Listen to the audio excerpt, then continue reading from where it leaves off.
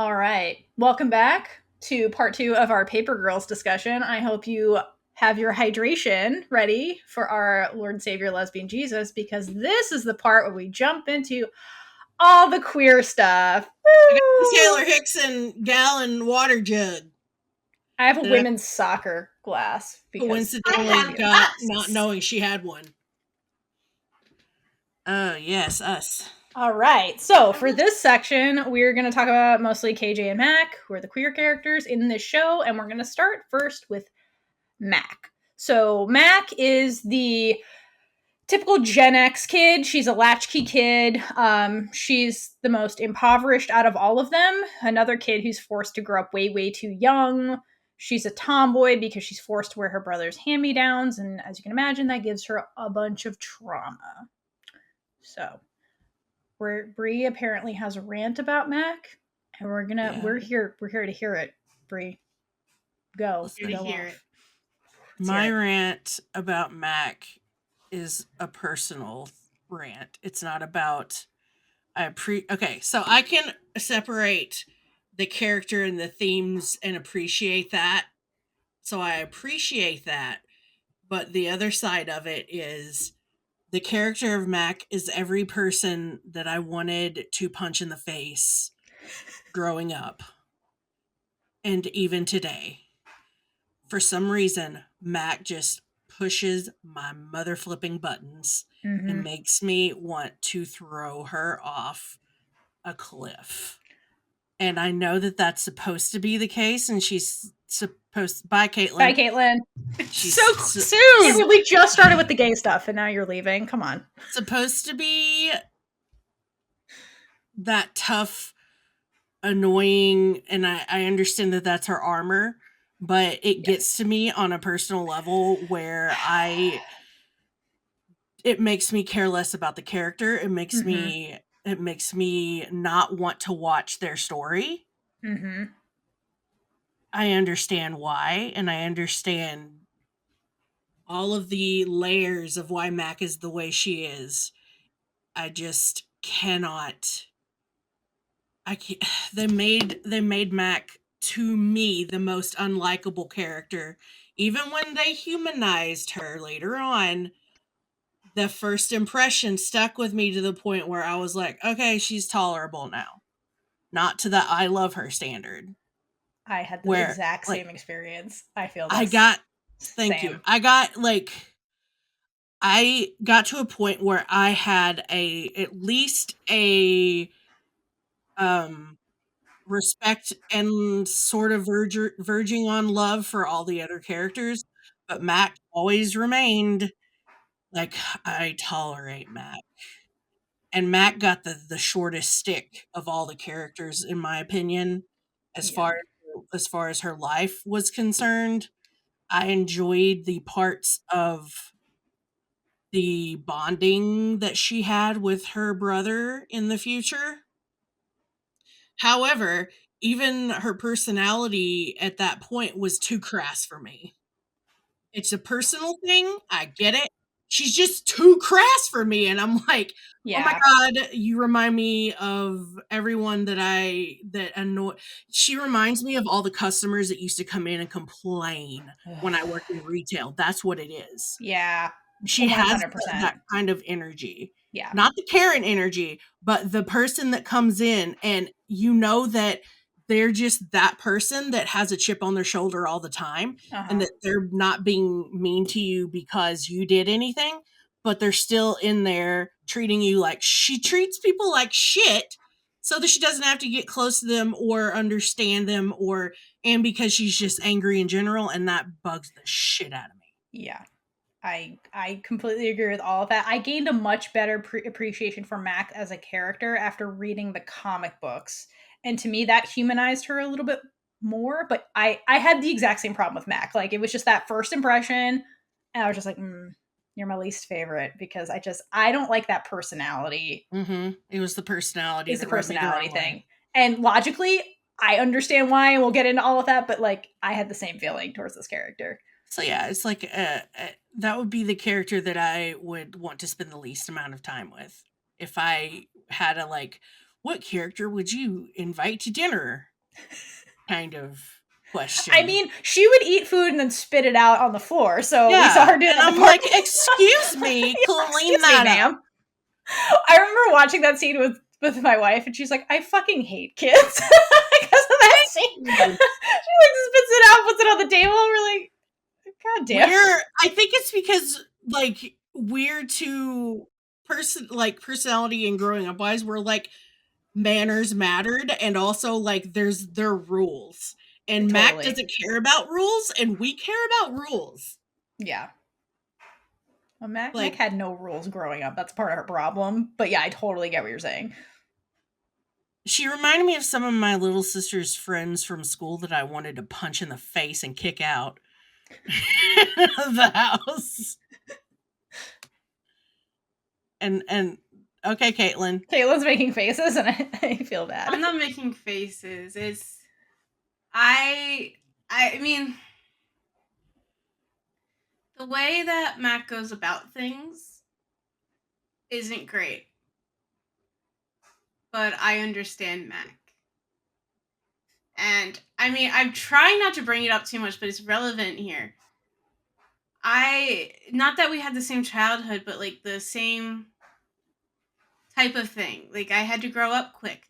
When I was younger, I was homeless. So money was such a huge thing. And I think the scene in the mall was the time I really saw Mac. When all the girls were talking about going to the toy store and begging my mom for tickets. And Mac is just sitting there like, I couldn't do any of that stuff. And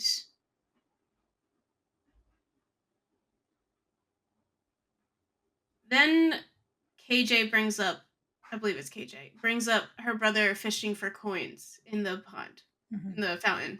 Yeah.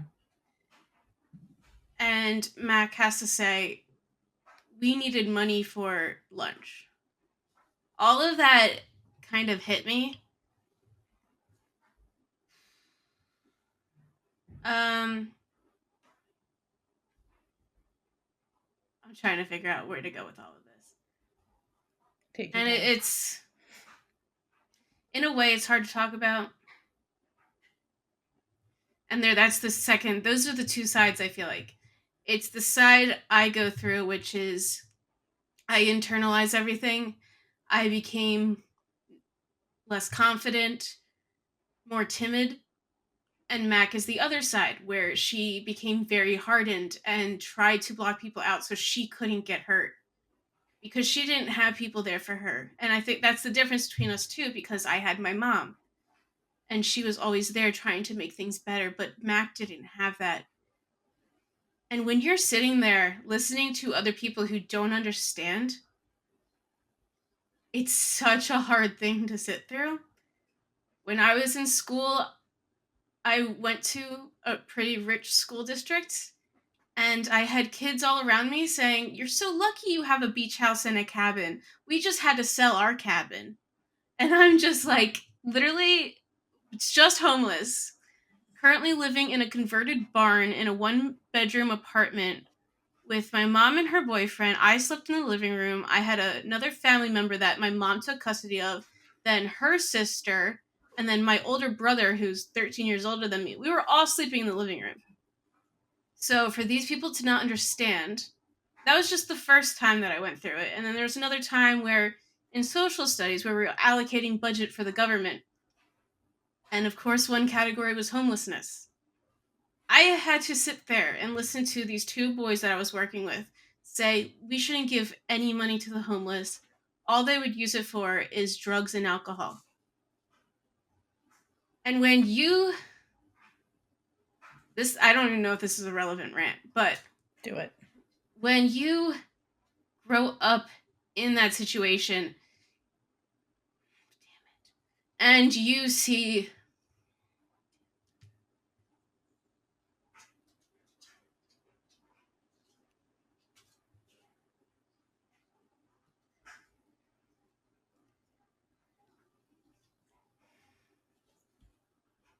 sorry.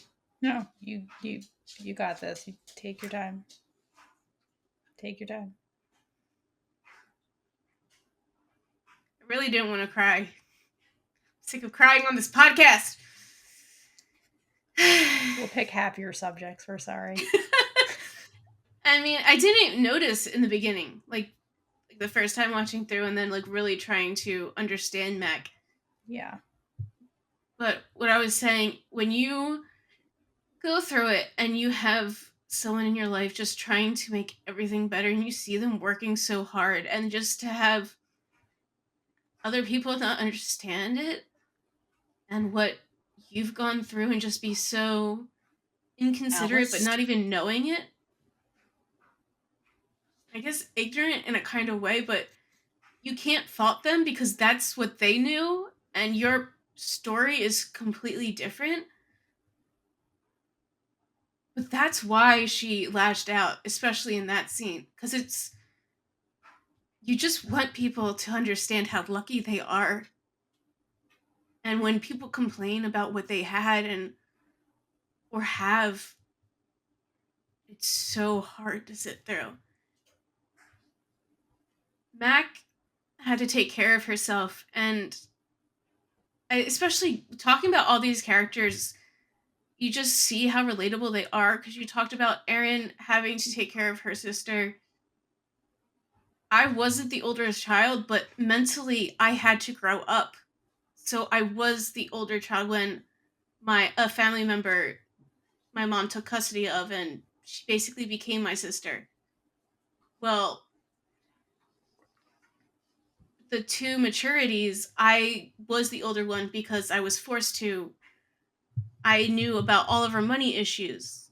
In 7th grade, I remember being so scared about money that I asked my mom to see all the finances, and I wanted to do the budget, so I knew that we. So you had more control and you could make sure that you get you felt like you had no control, so you had to grow up and help take control of And the like for peace of situation. mind too. So you could feel be safe okay. and you could feel like your family was safe. Yeah. Yes.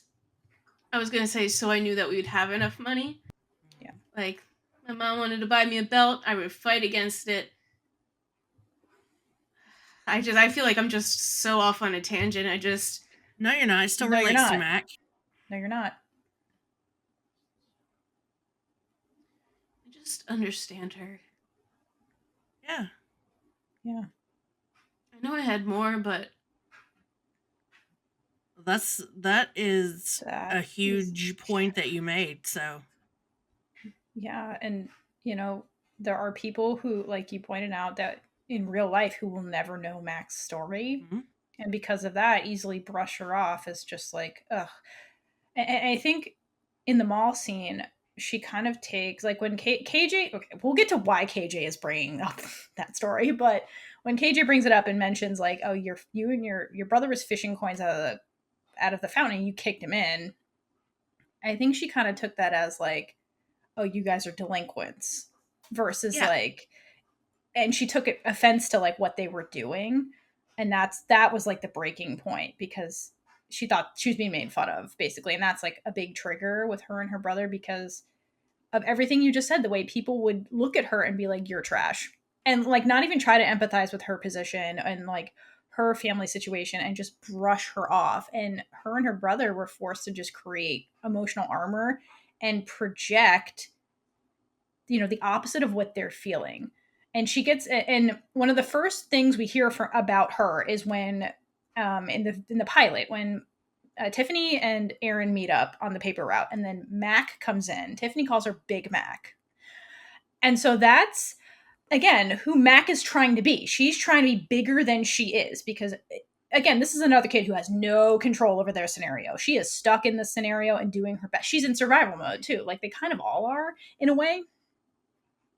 And Mac's armor is just projecting the opposite of the way she feels. At the end of the day, she's a sad kid. She is a sad kid who has nothing and no one who really shows her healthy affection. And she's very insecure. Huh? She's scared. She's terrified. And you don't understand. You can't. A lot of these characters, like, you can't understand unless you live some part of their life. Exactly. And so she comes off as crass and mean, and that's because she's projecting the opposite of what she feels. You know, she's trying to tear others down because they tear her down first without knowing her.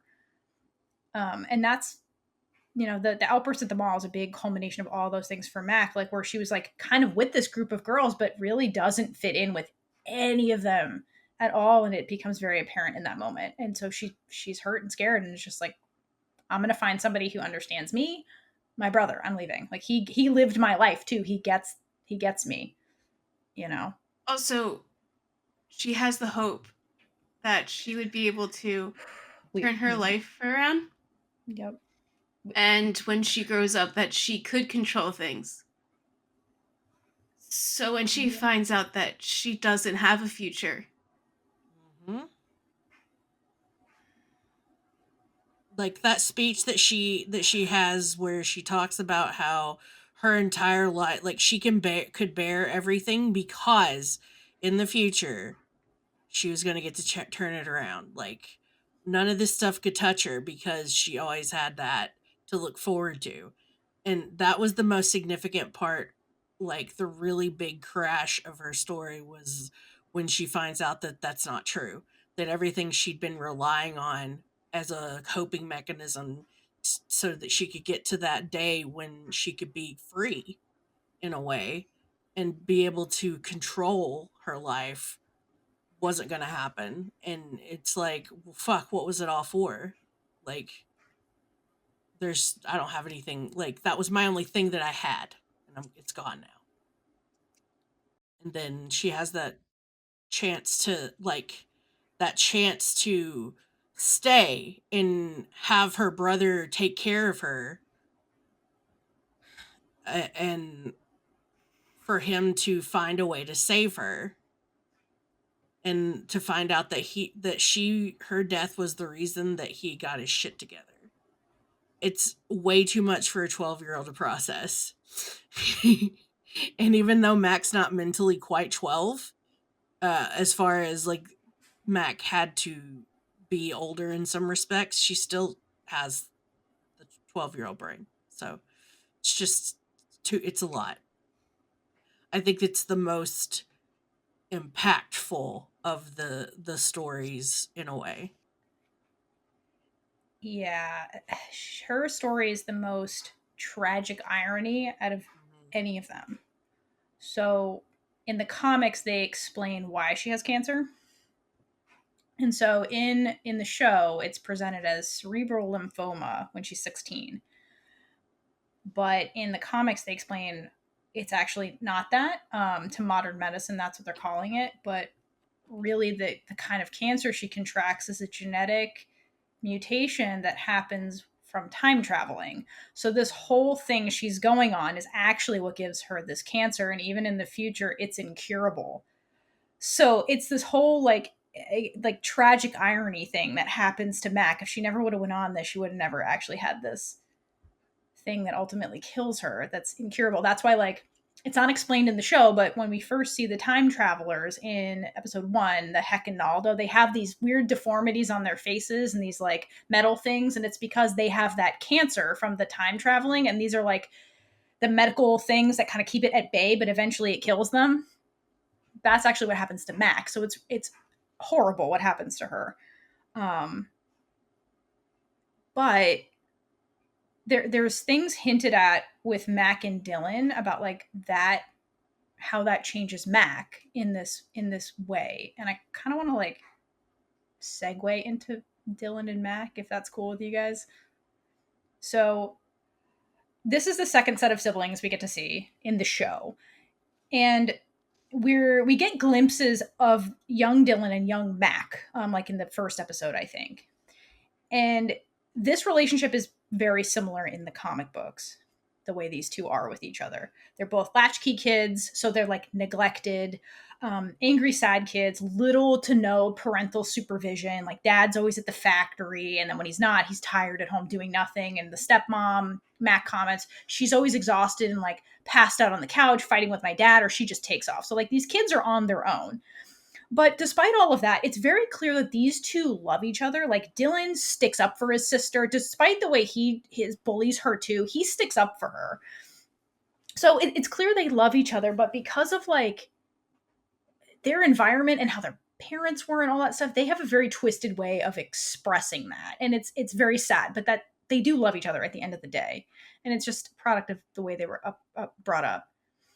Future Dylan is something that was added into the show, and I think it was so beautiful, and I love this choice because it really fleshed out Mac and like what Mac could have been if she didn't have this whole cancer thing happen to her. And it's shown through Dylan that even though like they had these really rough upbringings, if they had the opportunity to change and took it, what they could be, like they could get themselves out of that poverty, like and get themselves out of that situation. And like Dylan explains kind of how he did that and the catalyst for that.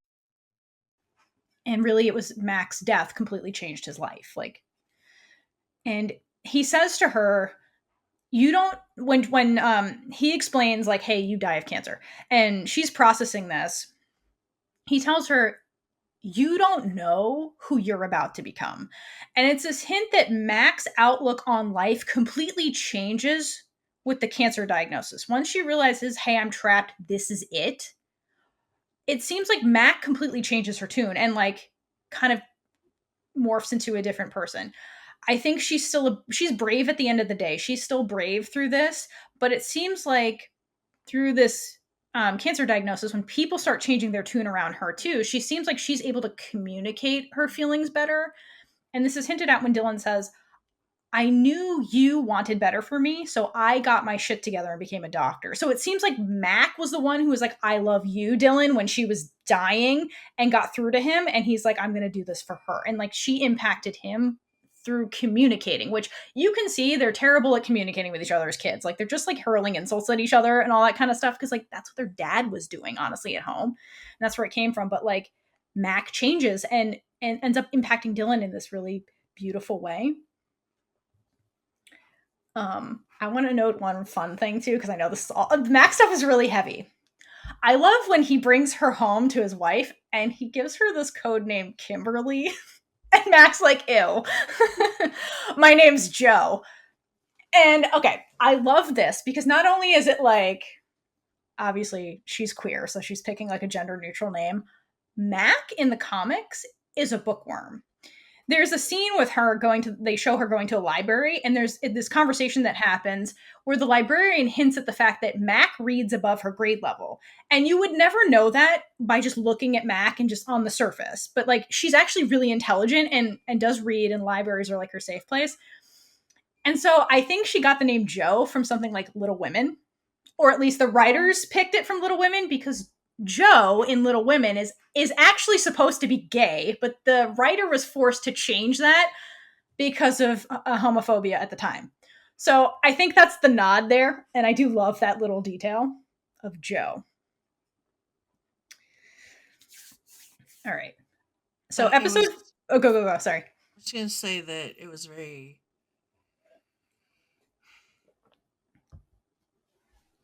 that I enjoyed that the scenes where Mac gets to be in her brother's life for a hot minute, and the kid type fight that Mac gets in with her niece.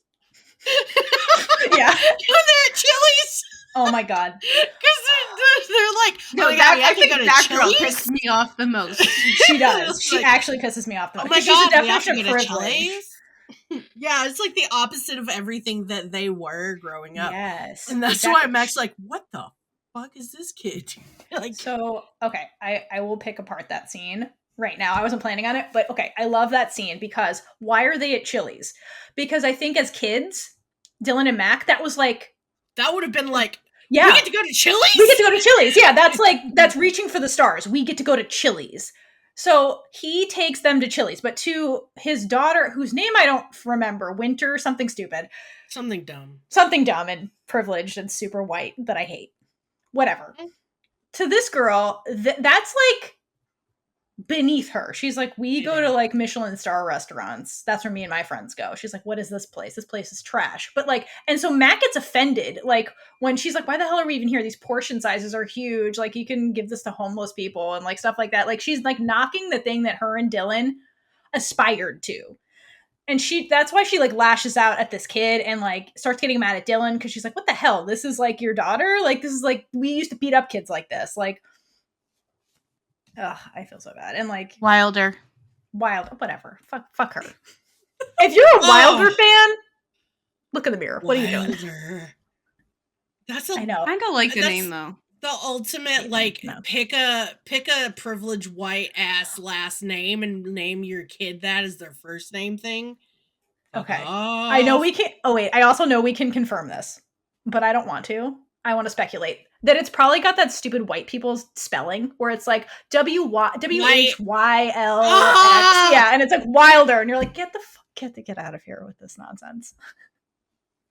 Anyway, you want to know how it's spelled? No, I don't. That's how. Okay. I do. You can text it to me. I don't want to know. Text it to me because I want to know. I have a scene I want to talk about. I was gonna. I'm gonna go to the fireworks scene next. Okay. I don't know what other scenes you're gonna talk about. I'll tell you now. What was your scene?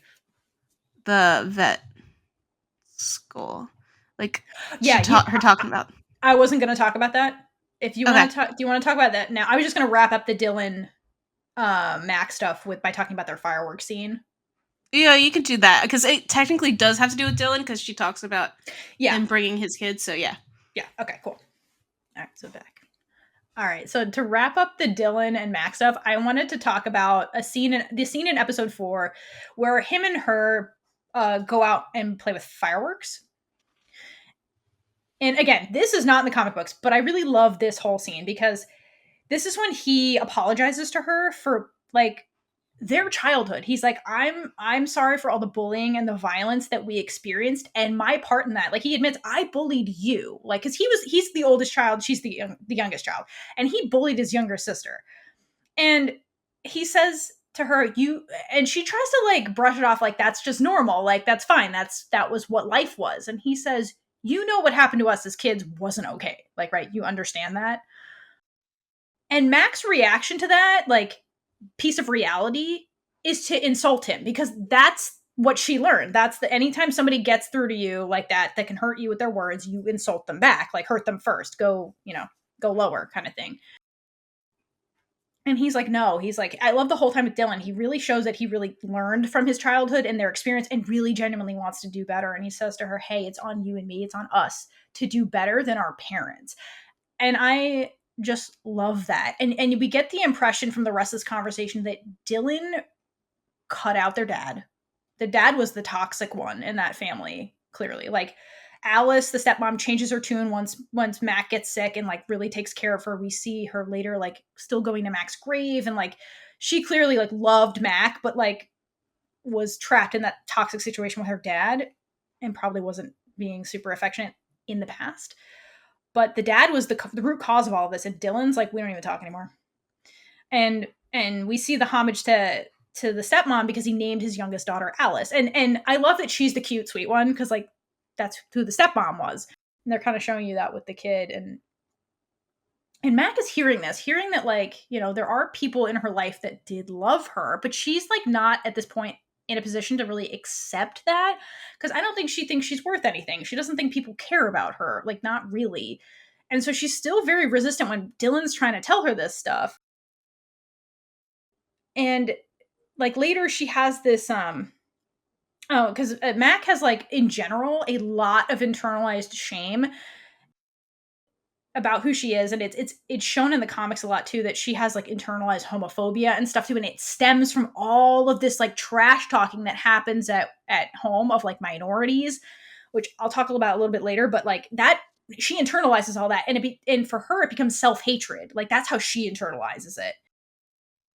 And like I love that Dylan is constantly in these conversations with her being like, don't say gay wad, like that's not okay to say anymore, like don't do these things, like it, you know. And when they were to go back to the Chili's scene, that part of that outburst too, when like Wilder's being a dick and like Mac lashes out at Dylan, they have this conversation where she's like, you're embarrassed of me. Like you changed because you're embarrassed of me. Like that's what this is, like, because it's that internalized hatred she has. And she feels very inadequate. And it's like, the toughness isn't protecting her. It's like, but Dylan really stepped up to like help them both, and he tells her in that moment, like at the Chili's, like, I love you. Like he says it out loud. You have to imagine Mac probably never heard that growing up, like from anybody, including Dylan, because Dylan was also being a tough guy and affection is weakness and that kind of stuff. And he mentions, like, we have something that not everyone has right now. Like, we have a second chance, and I'm going to make sure you live the life you deserve. And it really shows, like, how much her brother loves her. And I think that's really the first time Mac gets that love that she just never has. And it takes her a few episodes to, like, understand that people love her. And it's just so tragic. But I love that it comes from Dylan, because he is the only person who really understands her, because he lived that life too. So I love that they chose to do it this way with her brother, because they're on equal footing. And it's just a brilliant choice that I really love. And it humanizes Mac in such a relatable way. And I love it. Yes, agree. You mentioned that Dylan cut out his father, but like still is in talk with Alice. I just wanted to mention it is okay to cut out family members who are awful to you. Yes. Because if they are just making your life worse, you don't need them, no matter who they are. Yes. Exactly. Amen. Okay. It's okay. Did you have another scene? I do, but I'll say it after yours. Okay. So it's a fun scene. I have a scene that I love, and it's when Mac is pretending like she has a future. Mm-hmm. Damn it! Come on, Hi, it's my turn. Kaitlynn. We're never not gonna do that, just so you know. Yeah, I know. It's gonna be on merch soon. Yeah, I actually really want that. It has to. It would look really nice in a white hoodie. Just saying. Okay. Now that I'm fully distracted. When Mac is talking to Erin about her future, because Erin's probably like, your life is probably so great, and the way that Erin describes her future, like at first she's like, probably middle school, and like you just see her like slowly thinking, but then she comes up with probably for animals, and then Erin goes, so a veterinarian. She's like, yeah, but horses are my thing.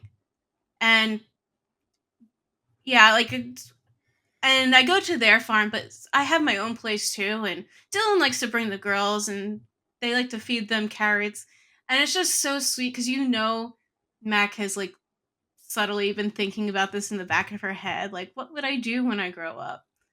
And adding in Dylan, and even though two girls that, even though she doesn't like Wilder, but just thinking like, if she grew up with them, like that would be her family, and she would be connected with all of them. And just to be able to be hopeful for that 1 second, even though she knows she will not get that, you get to see like the humanization in her, because there is something like she wants better for her life. And and it's just really sad because she won't get that. And I would love to see that.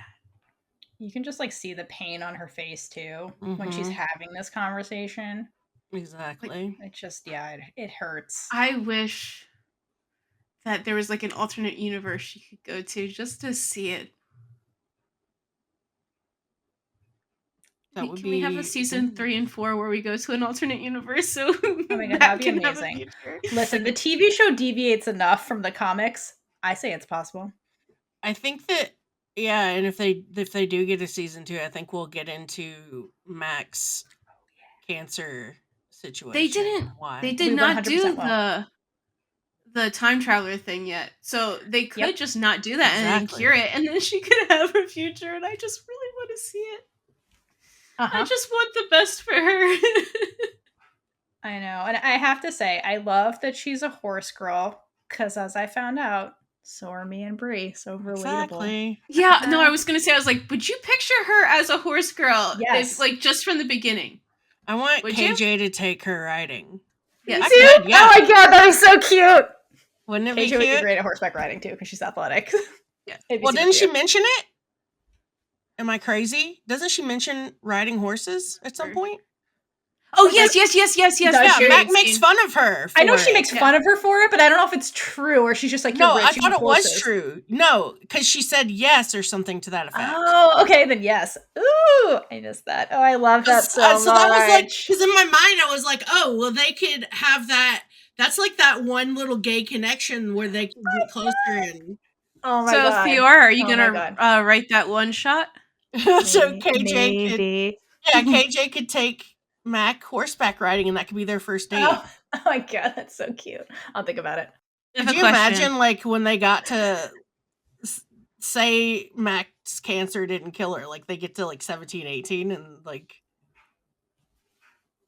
because I'd feel more comfortable. I love you so much. I'd feel more comfortable keep going. that. No, I agree. I agree. Like, I could just see them being, like, super cute and Mac not wanting to admit that she's totally into this whole situation. I know. And not this is wanting, dumb. Yeah, and not wanting to be like, oh my god, we get to go to Chili's, but it's like, oh my god, horses. Horses, yeah. But still trying to look cool. But KJ knows the whole time what's going on, so she's like teasing Mac about it. And I love this. In my head, it's like the day after the death day. So like she knows the day she's about to die, but then she reaches it, and the next day they go out horseback riding to just be like, we have a future. They got their first kiss on horseback. Okay, everybody, just hydrate for this story, because this is, yes. We're going to hydrate for everything just for the Lesbian Jesus Manifest This, season 2. Let's go, Lesbian Jesus. Oh man, I forgot what I was going to say. Oh, are we going to talk about the comic as a whole, or is it just bits and pieces? I'm just putting bits and pieces in. Okay, so speaking of one-shots, the end of the comic. Oh, well, I'm going to talk about that. What party? Hold on, pause. What part are you going to talk about that? What part are you going to talk about? Just a picture. Like, not actually. Oh, okay. Because, like, the KJ back stuff I have. No. Yeah, anyway, go. So, speaking of one-shots, in my head, when I finished the comic, at some point in the last quarter of the book, they're all sitting around and they're smoking cigarettes. Oh. And in my head, I'm like, well, there's going to be Theora writing a one-shot about the dangers of cigarettes. Okay, they definitely toned down the smoke. I appreciate this too. Again, it's a product of the time. Like, my mom grew up in that time and was smoking when she was a kid. Like, that's a real thing that was happening. We don't see that as much now. So I love that they, like, it's in the comic a lot more, but in the show they don't show Mac smoking. She mentions it a lot, and then they show her flicking a cigarette bud. I love that they don't show it, because ew. I also like that older Tiffany had clove cigarettes and Mac disses her for it. Yeah. Like, those are count. Clove cigarettes? Like clove, the spice. Yeah. Oh. Yeah. What? Yeah. I'm so confused. You can smoke those. Yeah. It's like a hippy dippy thing. Exactly. Yeah. So that's why Mac's like, ugh, what is this? Hippy dippy crap. Exactly. That was count. Mac's energy. Yeah. Okay. I have one last Mac-centric scene that has to do with Aaron. Because all the Mac stuff is super heavy. But this was a super cute scene. And that's the scene in episode 5 in KJ's house when they're in the closet, like, putting on jackets and, like, grifting all the money. Oh, that was a cute scene. It's a super cute scene. The whole scene is just adorable. I actually really enjoy the Mac and Aaron bonding scenes. Like, all of them are really good. Like, those two. This one was super cute. And there's one detail in there I just want to point out, because you can miss it, and it says who Mac is very easily. She puts on one of the jackets and asks Aaron, does this look chic? And that's how she pronounces the word. And she's mispronouncing the word chic as chick. and this is a comic detail because Mac's a bookworm. So I imagine she read this word. And you know how when you read words, you don't know you're pronouncing them correctly. So she probably read it in her head as chick. And she's feeling like vulnerable with Aaron because they're bonding. And so she tries to show off her vocabulary and mispronounces the word. And it's such a human thing. Like, I absolutely just love it. Aaron's like, don't you mean chic? She's just like, I don't think that's how you say that. It's just, it's so cute. And it's just a little bookworm detail about Mac that you might just miss, but like, that's why that's in there. I'm picturing a hardened Matilda. I mean, kind of, yeah. That's it reminds me of every time they ask you to read out loud in class and the terror that you're gonna mispronounce something. But that and also having to listen to the other people like stutter, and I'm just like, it's this word. Okay. There's two sides to it. I was the type of person that would read ahead and find my sentence and just fixate on my sentence until we got there. So I wouldn't even hear the other people. So like I hated that exercise because I'm like, I can't enjoy the story because I'm panicking about my sentence. And I can't, it's the fucking worst. Or like if you don't even know what your sentence is and you're just trying to count and figure out which one it would be yours, but then something messes up and you're like, no, it's not my sentence. This one. Exactly. And then so basically you learn nothing. It's a terrible way to teach literature. Stop doing it if you're still doing it. It sucks. Or only do it to the people who want to. Yeah. I don't know about that. I don't hear people read to me. I don't know which Shakespeare play. Is it Macbeth or Hamlet where they do like the I don't know, but we made it into raps. Like my teacher actually rapped the rhymes, and it was we paid attention so well. I would die of secondhand embarrassment for number one, and number two, she was also the theater teacher. So, but the only person that can read Shakespeare to me is Bob. Yes, Bob Fraser. Never met Bob. Well, lucky for you, you can watch our interview with Bob Fraser if you want to get to know him better. But he's so theatrical when he like delivers lines. Yeah, I would love to hear him do Shakespeare, which he has done many times. Mm-hmm. But so he knows the material. Exactly, but I don't want to hear my fellow student rapping to me about. And I don't want to hear my teacher rapping to me. Unless my teacher is Lin-Manuel Miranda. Because that's different. I just want to say or Bob Fraser. Just actually she did great. Okay. I'm just saying. Well, kudos to her. I still wouldn't be able to absorb the material that way personally. No, me neither. I don't do out loud. Like with other people. Yeah. I can't do it. I have to. Oh yeah, we always had to do the plays out loud, like actually acting it. No, thank you. No, thank you. I'll watch the play, not participate, see other people do it, and then read it for myself and understand. See, the thing is, I was also in theater and stuff, so like I guess that kind of helped me. Yeah, no, it totally makes sense for you. I just think that Theora and I had a similar learning style because I don't want people talking to me unless it's like a lecture's bad enough for me to pay attention to, but I also still like those. And the projector, like the projector stuff, like I can deal with that. Nope. I'm good.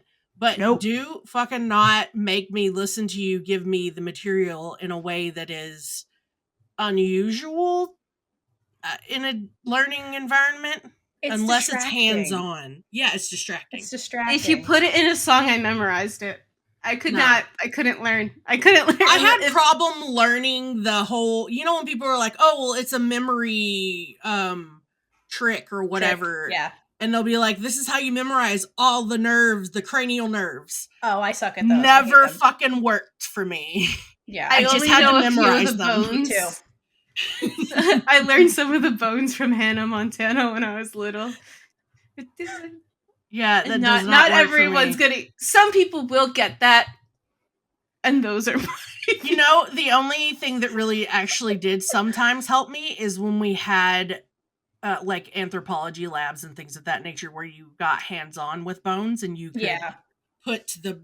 If we got to do anything hands on, that's That's the best way for me to learn. I think that's why I did well in science with all the labs and stuff. That's why I skipped chemistry and took 2 years of physics instead, because we could do that. Wait, no, we did a lot of stuff in chemistry with. No, I mean that I liked physics better as it made more sense in my head. Oh, okay. Rather than combining like all of the equations that the cooking experiments, the cooking experiments. I needed physical things to happen and build.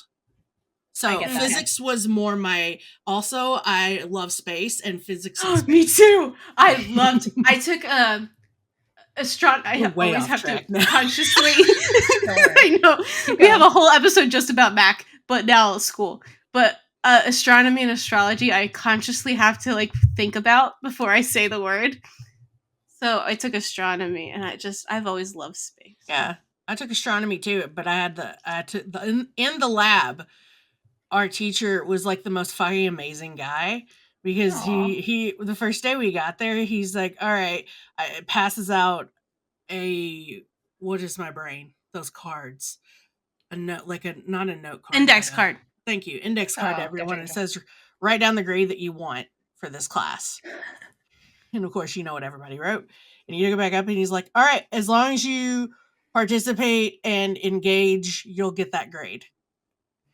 And basically he said that's how his university worked. Just like when he went to university, they wrote down the grades they wanted for each like class, and then they went out and did basically independent study for the entire of his university. And as long as they had like their thesis and whatnot to show for it at the end, and it passed all of the standards, that it was that's how they learned. I love that. Yeah. Speaking of school and astronomy, we're gonna go to KJ. Wait, no, I was gonna one more thing. Oh, never mind. All right, I'll tell you later. Go ahead. Do you have more about Mac? Sorry, I thought it'd be a funny transition. That's why I did it. No, it would be school. Oh, okay. It was just one sentence. Go. I said I freaking loved forensic science. You can continue now. Yes, KJ. Let's go. It's what if that's the perfect segue, actually? Forget what I said. Let's go. We are going to talk about KJ, aka Karina J. Brandman. So KJ is her differing quality is she's the Jewish golden child. That's who she really is presented to us as, and there's a lot of reasons for that, and that clouds the way she sees the world. So, before I mention things about KJ, do you guys have KJ rants? I guess I love KJ. I love KJ. I want KJ's hair. Her hair is great. Her hair is gorgeous. She's like the perfect 80s person. Like, totally. Like she embodies that like sort of chapstick in between tomboy and not tomboy, not 80s, early 90s lesbian that she looks very gay. She's so gay. I love her. I love KJ. She's the one I relate to the most.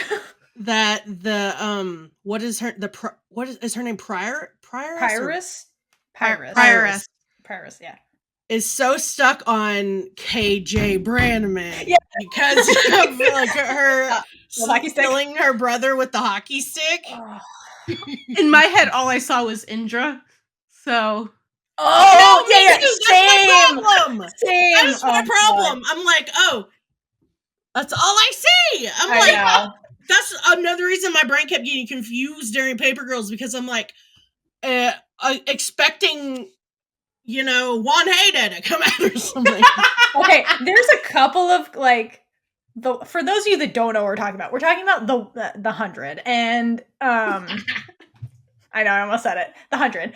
There's a couple of the 100 parallels in here. That's one of them. There's another one later that I will point out, and I love it. But yeah, I love this actress. She's so great. Me too.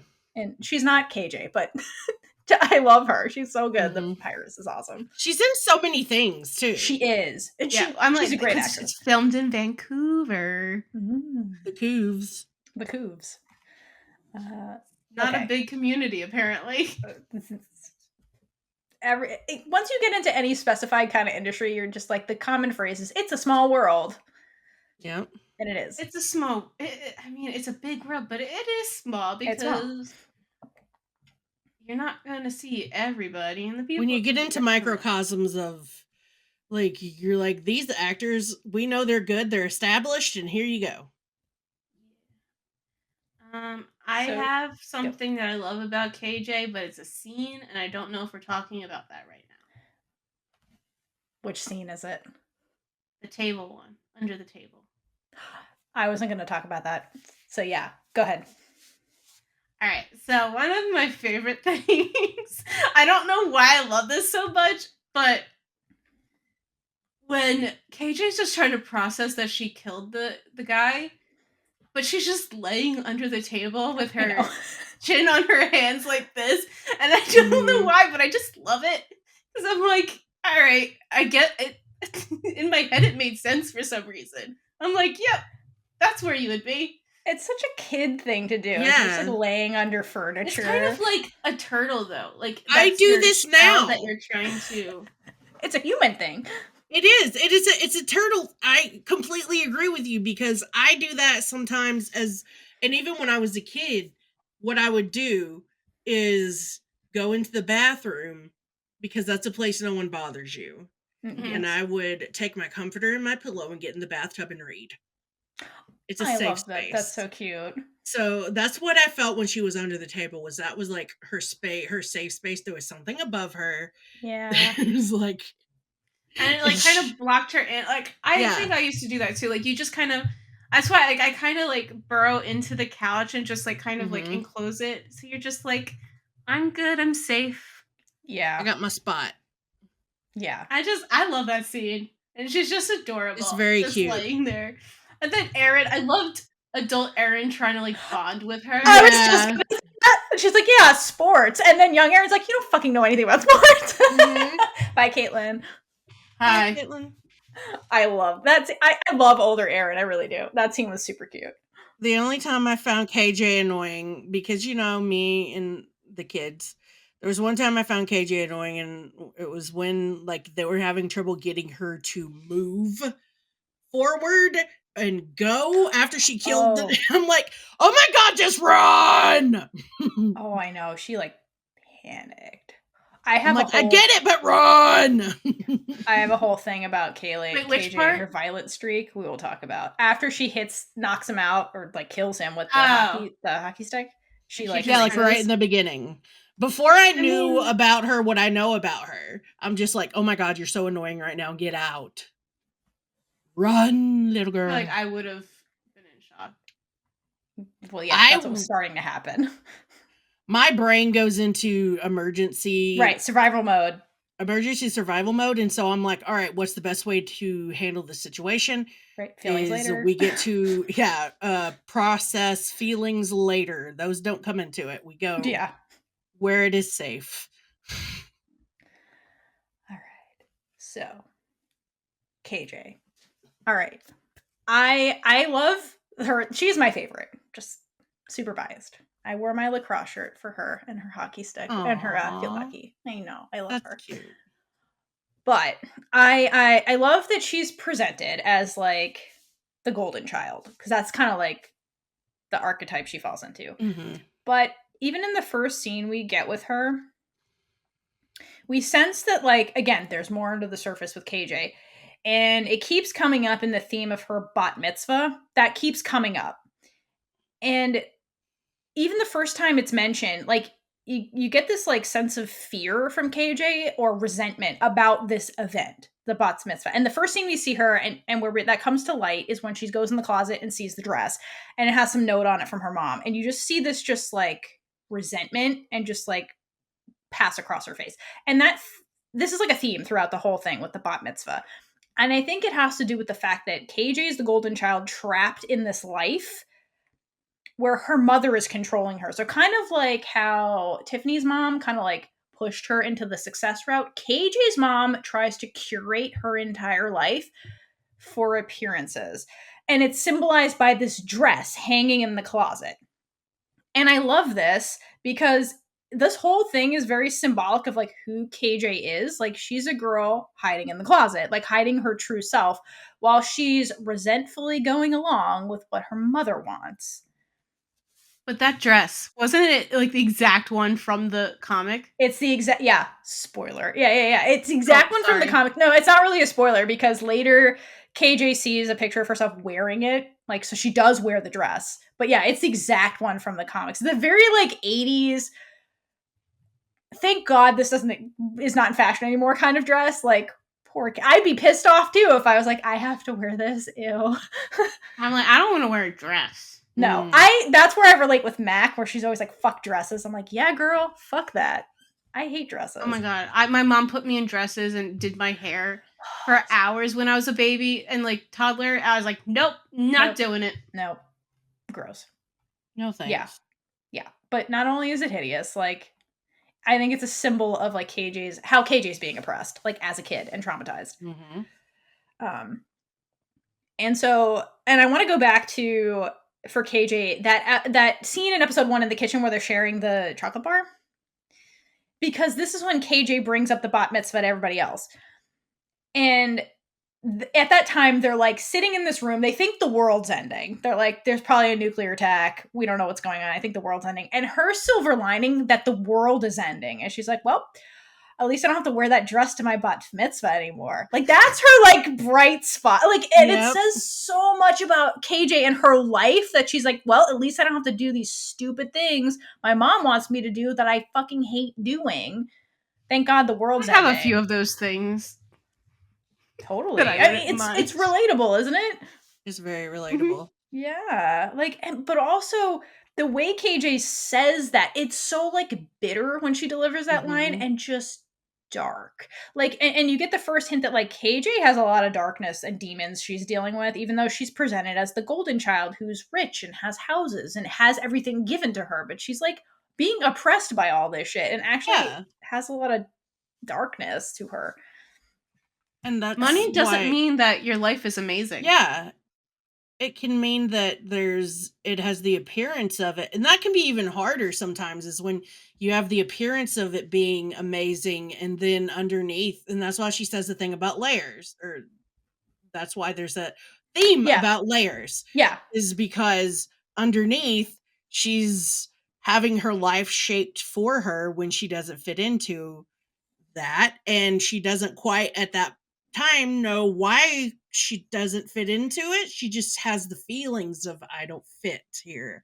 Yes. And I'm assuming you're going to get into this later on with 100%. when she sees her adult self. But I absolutely, like, her story was the most relatable to me in the queer. Oh, it's so good. I can't wait to talk about it. You just sit there and you're like, holy fuck, those feelings. Like, you just realize, because during that whole time period where I was like realizing all of this, I was older than her, and so I had a little bit more I don't know, maturity context in some ways to deal with that. And I also wasn't from 1988. As far as, like, at the time, it was in the early 2000s, so it was a lot more everywhere, and you saw more represented. So there were don't get me wrong, there was still a lot of things, like, I was totally in love with my best friend at the time, and she would do things like, hey, would you, because she was a softball pitcher. Haha, here we go. Here's the yes. So she was the pitcher on our team, and I would have to, like, massage her arm, or she would have me do it between innings. And so she was like, pull her shirt off in some instances because it was the muscles in the back. Yeah. And then she would be like, it's okay because you're not gay. And then we both turned out to be gay. You know what? It's still okay. But it's like you say that because you're warding that off, and I feel like that's a big part of KJ's story, is her warding all of that off to not deal with it. Like, she doesn't know how to process that.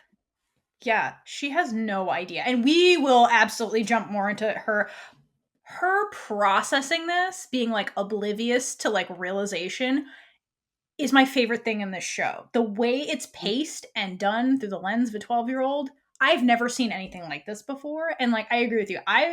was older when I like came out, but like I was starting to realize what was going on around this time with KJ's progression, but like it's written and handled and acted so fucking good. Like it's real. Oh man, it's so Theora and real. I both found this show separately. Didn't tell each other that we watched it. And the first time that we found out that we both watched it, this is what we gushed about. Yes. It's just like, it's so well done. And Fina, the actress, nails every single one of those like gay processing and realizations and panics and like all of she nails it. Like it's so fucking real. I love the Fina. fascination. Yeah, like the fascination, like how you the curiosity. Yeah, like all of it. It's just this, and what I love the most, having like read the comics, none of this was in the comics. None of it. All of this stuff, her storyline is completely different, and this is the single thing I think that elevates the television show beyond the comics was how they did KJ and all these choices. Fucking brilliant. This was brilliant, and we will. I think we're gonna get more of this in the next episode, but oh yeah, spoiler. There's another episode. there was it was too fast in the comics, too fast to acceptance. I agree. Yeah, I think especially at that age. Yes. Yeah, that's why I think this felt so right, the way they wrote her, because this is a 12-year-old processing all of this. Like, they're not going to be like, oh, they don't even know what crushes really are. And like, it's not like she's processing it about herself. Like, she's seeing it. Okay, yeah, that was completely different. Yeah. Yeah. Yeah, okay. We'll get into that because no. Wait, I have more about just KJ in general. Yeah, this is just her as a character. We'll get into the actual her and Mac and all that stuff later. But I understand her like trauma too, because it's like this. It's a lot of this is like generational trauma, because like again, her parents are coming out of the post World War II era where like they were. Some people, as we see later, still don't think highly of Jewish people, and so like KJ has that kind of like trauma in the comic books. Her like field hockey mates call her Jewish slurs, like so she's getting like traumatized also, and so her parents are overcompensating by like being perfect citizens, hosting parties and having the perfect daughter, because she's an only child, so she's it. So her parents like hyper focus on her and try to make her the image of perfection, because they're trying to be the image of perfection. But like Bree, like you said so eloquently, like KJ doesn't fit in this life, and at this point in time has no idea why, and so her journey is figuring out, this is why I don't fit in. This is why I don't want what my mom wants. Like, I am different, like fundamentally. And just all she knows now is that I hate this and I resent my mother for making me do this. But the way she talks to like the kids in the kitchen when she's like super bitter about it, I think KJ has never said this out loud to anybody else before. And it's coming out now because the world's ending. But I think that she thinks about this constantly, and like you see it on her face when she sees the dress, and it just, she has nobody to confide in either about what she's feeling. So it's also like difficult to, you know, kind of think about that. She's a 12-year-old trying to like figure out these like huge things and why they're miserable at home, and like she's by herself. She has no sibling to talk to. Nobody understands KJ's life. Like she cannot relate to any of these kids about her life because she doesn't have a Dylan. She doesn't have a Missy. Like she's like really isolated, and she's in the closet by herself, like metaphorically speaking. And she's stuck in the box of her affluency, I guess. Like, yeah. She doesn't, and I feel like there's also, I think she deals with guilt about complaining about things also. Oh my god, yes. Yeah. So like she's like, I have all this stuff, I should be happy, I shouldn't complain. But then when people get to that sore point for her, it's like, come the fuck on. Like I don't have a perfect life. Come on. Yeah, she says it to Mac later. We'll get into we'll break down the scene. But when she's with Mac and she says like, Mac's like ragging on her about the cars and like all that stuff, and she says, yeah, all that stuff looks great on the outside, but like inside it's just really confusing.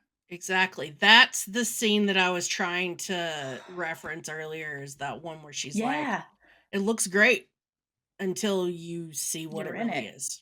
Yeah. And I love that that's this constant theme. It's just, Yeah, and I love what you said about KJ not feeling like she can complain. Because, like, I think she does get that she's privileged, and she's like, but I have my demons too, and, like, I need to talk about them, but who can I talk to? She has no one to talk to. Like, her parents would dismiss her and be like, just do it because we said so. And, like, these other kids have less than her, like, you know. Yeah, so she feels like it's like she can't talk to she, like you said, she has nobody to talk to. There's even the other paper girls most of the time aren't going to be the right outlet for her. So, but you see later on they get to the point where it's a lot easier for them to listen to her. Totally. Okay.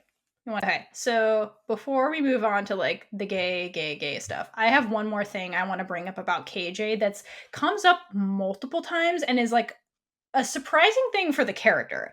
And that's KJ's violent streak that she has. So we talked about this a little bit already with in episode 1 when Pyrus's brother corners them and is, like, about to, like, attack them. KJ is the one who, like, reflexively attacks him back when he starts threatening them. It's like this instinctual thing where she just, like, attacks him. Like, this is a 12-year-old who doesn't take fighting classes and just, like, attacks this man immediately when they as a group are threatened. And I'm trying to figure out where this comes from, and I wonder if it's, like, all this manifestation of, like, the pent up rage she has from, like, just not understanding her life. Yeah, go. It's basically fight or flight, though. I know, but she's a fight because the last time she was, like, Mac was kind of attacking her in a way, or, like, Aaron was, like, insinuating that she knew something, so she was panicking.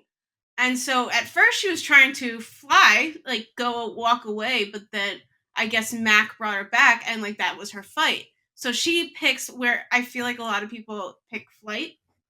She's picking fight. And, like, that's, of course, we don't know where that's coming from, but, like, it really is that decision. It just feels like there's something that startles her about that makes it come from a darker place. Yes. That's what it feels like. That's what they're insinuating. I agree. That she has this darkness or violent tendencies in her that she never expected or, like, knew about until she gets in these situations where she is given the decision to either to do, like, these things, because you don't expect a 12-year-old girl to beat somebody to death. Yeah, and the turtle scene that you guys are talking about, her conversation with older Aaron, is, why was it me and not one of the other girls? Why did I attack him? Like, she didn't know she was capable of this. She just, it didn't seem like a decision. It seemed like she just acted. Like, that was an instinct. That's her instinct. And she's like, why is this my instinct? Yeah, so that's what she's battling with is, do I have violent tendencies? Am I, like that? Yeah, and, like, is that going to be my future, like, in my future or something? Yeah, and even Mac makes a comment later where she's like, well, I bet future KJ's in prison. Like, exactly. Because she sees this darkness in KJ that no one else really sees, and KJ's seeing it for the first time. She's like, wow, I have all this darkness, and why do I have this darkness? And because Mac sees the violence in her life. Yeah. Mac sees right through KJ. They get each other. They do. And then I like that you brought up episode 5 when, after poor KJ sees her future and freaks out about it, and then she punches Mac because Aaron basically provokes her, and then KJ punches Mac. But I also love that she punches Mac because later in the club, Mac is complaining about this, and she's complaining about KJ to Aaron, and she's like, 1 minute she's saving my life, and the next minute she's punching me in the face. And this is such a, like, kid with a crush thing too, where you're just, like, pulling your crush's hair and all this stuff, and that's kind of what KJ's actually doing, in a way. Yeah. So I also love that. So it's like, I'm drawn to you, but get away from me. Yeah. And I hate this. I'm picking on you because I like you, kind of thing, in a way, but also because Mac represents all the things she's scared about in herself. So yes, that's really what. Yes. That makes a lot of sense. All of that. But yeah, poor KJ. And I don't know that she ever really deals with the darkness within her, which is kind of sad. But again, it goes to show you, like, you don't really know a person. Like, you wouldn't know from seeing KJ. She has all this darkness in her, but later, like, Mac is the one who sees it. She's like, wow, you're really fucked up and dark. Like, but no one sees it because you're quiet. Once she, like, does start to accept herself, though, it doesn't go away, but, like, because we don't get to see older KJ really, that much, but she looks so happy.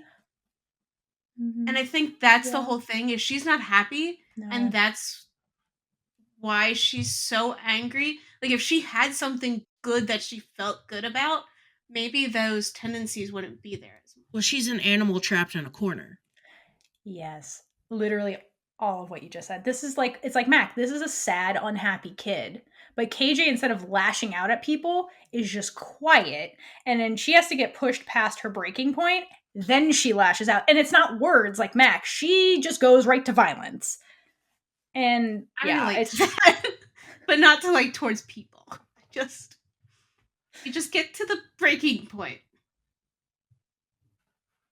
People, it happens. So do we have anything else to say about KJ the character right KJ now? The character, there's much more to say about her in the context of her queerness and her and Mac. Oh, there's a lot more to say. There's so much more, but that's it for KJ. Just singular. In other words, come back for the next episode where we talk about the queerness and the Mac. Where we get really gay. Where we get really gay and hydrate even more. Let's hydrate. I'm like almost out of water here. I know, me too. I'm gonna have to get more. As we say goodbye and go get more water for some of us, just here's a toast to Mac and KJ. I did that the wrong order. I didn't realize that's what we were doing. That's okay. It's still fine. It's fine. See you next time. Bye. Bye. Bye. And with that, we've been Big Gay Energy. If you like this episode, check out all of our other episodes right here on YouTube. Please like, leave a comment below, and subscribe for more amazing and super gay content. Until next time, stay safe and hydrate for lesbian Jesus.